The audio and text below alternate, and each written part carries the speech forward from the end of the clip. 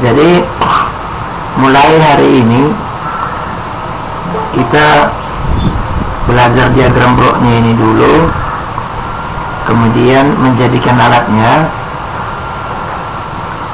Tapi alatnya cuma jadi di ruangan saya aja, cuman di sini aja lah. Kalian tidak perlu membuatnya. Nah, yang perlu kalian mempelajarinya, kayak gitu, mempelajarinya. Nah, jadi sekarang ini diagram Brock yang ini kan saya kasih sama kalian untuk ujian. Tapi sebenarnya enggaknya masalah karena ini sekedar diagram Brock charger baterai. Jadi kita akan dalam workshop ini mulai hari ini sampai sebelum ujian semester, diagram Brock inilah kita pelajari dan menjadikannya jadi alat kayak gitu. Yang ini namanya constant voltage charger. Nah, kalau kita merancang suatu alat, kita mulai dari sini duluan. Baterainya ditentukan saja dulu 12 volt. Kemudian jenis baterai yang dicas itu ya arus charging itu misalnya kita anggaplah 5 ampere sampai dengan 10 ampere kayak gitu. Karena pada saat baterai kosong itu bisa sampai 10 ampere masuk ke dalam. Pada saat baterai penuh udah nol arusnya. Jadi di sini ada ini kita ganti. Kita tidak menggunakan current limiter di sini, tapi di sini kita menggunakannya sensor arus. Kemudian kita buat namanya ACS 712 yang versi 30 ampere. Kenapa yang 30 ampere? Karena pada saat dikontakkan jepitan baterai itu terjadi bunga api, mau arusnya 20 ampere lebih. Jadi kalau sensornya kurang dari yang diperlukan, rusak sensornya kayak gitu. Nah, kemudian ini charger on off ini dia harus bisa menghandle arus SSR dengan rating arus 30 ampere. Kayak begitu dia. SSR itu semacam solid state relay seperti yang kita buat waktu itu. Nah, kemudian yang ini kita walaupun namanya sumber PLN, tapi di sini kita buatlah yang jelas dia di sini adalah power supply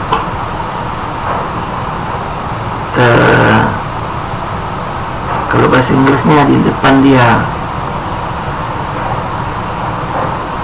adjustable power supply, dan ini power supply-nya harus bisa diatur mulai dari 12 volt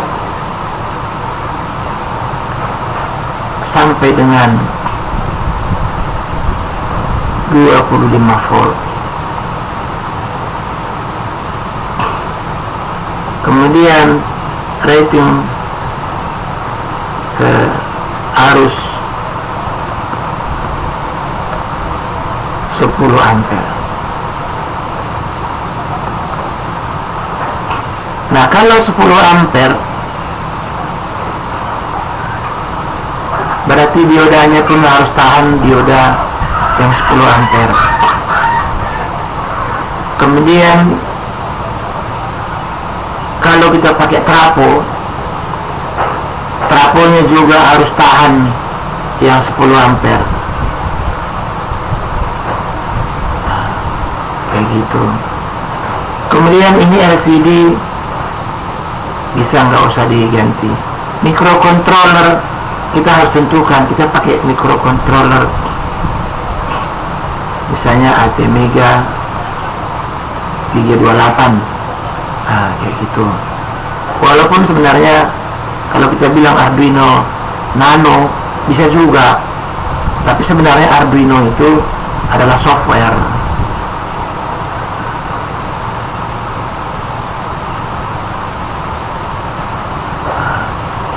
Kemudian di sini ada RTC. Sebenarnya RTC dan microSD di sana tujuannya hanya untuk menghitung waktu atau menampilkan jam. Kemudian mencatat berapa arus, berapa tegangan setiap saat. Dan ini sebenarnya tidak terlalu perlu. Tapi alat-alat sekarang ini semua sudah dilengkapi dengan RTC dan microSD untuk mencatat semua kejadian. Tujuannya apa? Kalau ada peralatan ini rusak, tahu apa penyebabnya rusak dan tahu kapan rusaknya. Karena ini kan tinggalkan aja dia ngecas baterai. Kemudian setelah ditinggalkan, entah udah penuh entah belum, nanti kita tengok ternyata udah rusak. Misalnya bisa dibongkar micro SD-nya ini untuk mengetahui kapan rusaknya dan apa yang rusaknya situ. Ini bisa dibuat namanya seperti black box recorder. Kalau pesawat terbang tadi, ini adalah black box-nya. Jadi kalau pesawat terbang itu jatuh, ini selalu dicari untuk tahu apa penyebabnya. Nah, kemudian setting di sini. Setting ini bisa gunanya untuk setting waktu sekarang, bisa juga untuk setting arus yang diinginkan atau dan lain-lain. Ya, kita buat aja setting di sini dengan keypad analog. Kenapa kita pakai keypad analog? Kalau keypad analog inputnya cuma satu, A0, kayak gitu. Sementara tombolnya bisa 16, bisa 20, inputnya cuma satu. Yang waktu itu kita pakai inputnya ada 6. Kalau masih ada di sini, di mana lah? Ada display yang ada keypadnya, ada 6 keypadnya di situ. Nah, kemudian apa lagi yang kurang? Buzzer.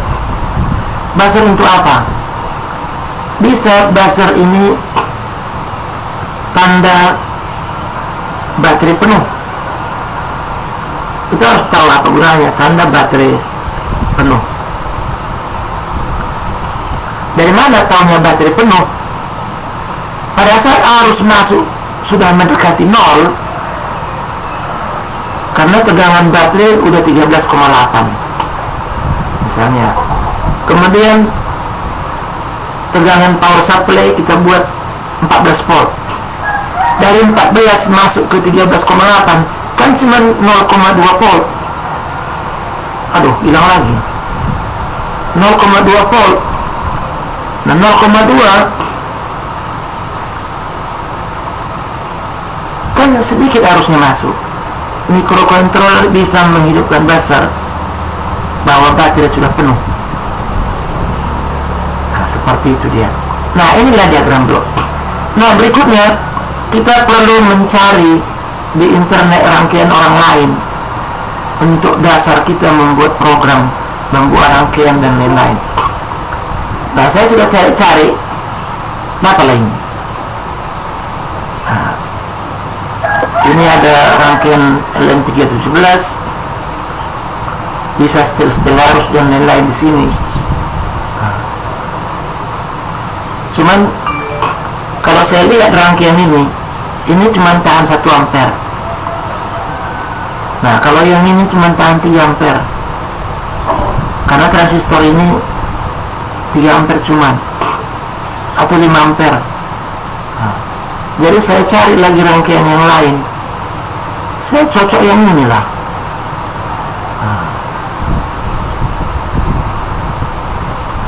Nah, kenapa yang ini? Nah, yang ini bisa ditambah ini lebih banyak, dia lebih besar. Jadi ini ada drivernya, yang ini mengatur tegangan berapa kita mau. Kemudian ini driver untuk menggerakkan transistor besar, dan ini bisa kita pakai transistor yang ukuran 20 ampere. Nah, seperti itu. Nah, udah jadi dia. Nah, berikutnya saya menggambarkan rangkaian ini sebagian. Nah, udah jadilah seperti ini gambarnya. Yang ini dia. Yang ini adalah rangkaian yang tadi kemarin. Nah, yang ini dekat dengan sini, ini nanti untuk potensio ngatur tegangan berapa yang mau dikeluarkan, 13,8 atau 14 volt atau berapa, kayak gitulah. Kemudian ini ada LCD, sudah dipasang LCD di sini ke Arduino, ini Arduino Nano. Kemudian ini ada, kalau yang ini adalah ke RTC. Nah, ini RTC dan micro SD. Nah, kemudian yang ini masih rangkaian lama, ini pakai relay. Nanti yang ini diganti relaynya ini dengan SSR, dan ini adalah sensor arus ACS712. Di sini ada 2 sensor arus,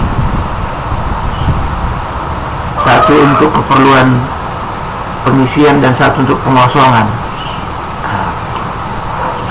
Nah, jadi menggambar rangkaian ke Eagle, saya tidak lagi menggambarnya satu-satu, karena waktu itu kan udah belajar kalian menggambar rangkaian.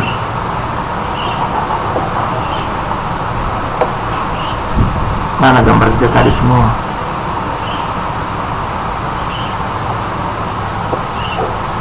Nah, ini. Nah, kayak gini dia. Jadi tinggal pilih sensornya, kemudian SSR-nya tadi di sana masih pakai relay, kemudian keypadnya, lalu ada blok untuk micro SD, ada blok untuk LCD, ada power supply. Nah, jadi berikutnya menggambar PCB. Nah, menggambar PCB nggak kulibatkan lagi kalian menggambar PCB di sini. Nah, gambar PCB yang ini udah aku gambar ini, dia jadi dia. Nah, kayak gini. Jadi yang kalian ikut berikutnya itu adalah pemasangan komponen tahap demi tahap. Misalnya yang ini dulu, minggu depan akan membuat power supply yang ini. Kemudian akan jadi power supply-nya ini diuji apakah dia bisa 12 volt, 13 volt, 15 volt sampai 25 volt. Kemudian arusnya taruh beban, tahan nggak dia sampai 10 ampere? Udah tahan. Misalnya minggu depan berikutnya dicoba dengan solid state relay, atau misalnya display, atau yang ini, pokoknya satu-satu blok lah, dikerjakan satu-satu blok yang sesuai dengan yang ini. Kemudian nanti pada hari ke-7 waktu terakhir kuliah itu kita menguji pengecasan baterai. Jadi inilah ujiannya, ujian semester. Yang ini ditanya, yang ini, yang ini, yang ini, kemudian yang ini barangkali yang ini. Jadi tidak ada alasan bagi kalian tidak bisa menjawab soal ujian, karena dari sekarang udah saya kasih tahu inilah ujian kita, ujian semester. Kemudian saya usahakan ada rekamannya tiap-tiap blok ini, tapi namanya usahakan gini, mau nggak nyimpan dia, kayak gitu. Lalu saya pikir kemarin itu nggak nyimpan, rupanya nyimpan dia, makanya aku kirim lagi sama kalian, kayak gitu. Nah, jadi entah ada mau tanya kalian di sini, silahkan tanya sebelum kita lanjut ke persoalan lain.